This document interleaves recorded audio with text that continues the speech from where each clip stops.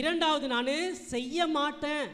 இந்த நபரை குறித்து நாம் சிந்திக்க வேண்டும். நான் செய்ய மாட்டேன் அப்படிங்கிறவர் உண்மையாகவே யதார்த்தத்தை பேசுகிறார்.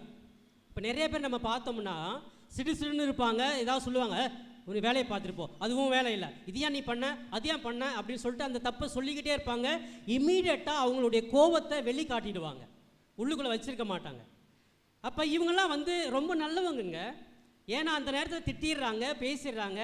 நம்ம நினைப்போம் இது ஒரு சிடுமூஞ்சி, இதுக்கிட்ட யார் பேசுவாங்க, எந்த நேரத்தில் எப்படி பேசணும்னு தெரியாது அப்படின்னு நம்ம ஒரு பேர் வச்சுடுவோம். ஆனால் அவர்கள் உள்ளத்தில் எதுவுமே இருக்காது. அந்த நேரத்தில் இம்மீடியட்டாக என்ன சொல்லணுமோ சொல்லிடுவாங்க. உள்ளுக்குள்ளே ஒன்று வச்சுக்கிட்டு வெளிக்குள்ளே ஒன்று சொல்ல மாட்டாங்க. அப்போ இந்த நற்செய்தியில் வர இளைய மகன் தன்னுடைய உண்மையான நிலையை சொல்கிறான். அப்பா என்னால் முடியாது, எனக்கு வேறு வேலை இருக்குது அப்படின்னு அந்த உண்மையை சொல்கிறான். ஆனால் அந்த அப்பா தப்பாக நினைக்கிறார். ஐயோ இப்படி பேசுகிறானே, என் பெரிய பையனை பரவாயில்லையே நினைப்பேன். ஆனால் இவன் தான் உண்மையானவன்.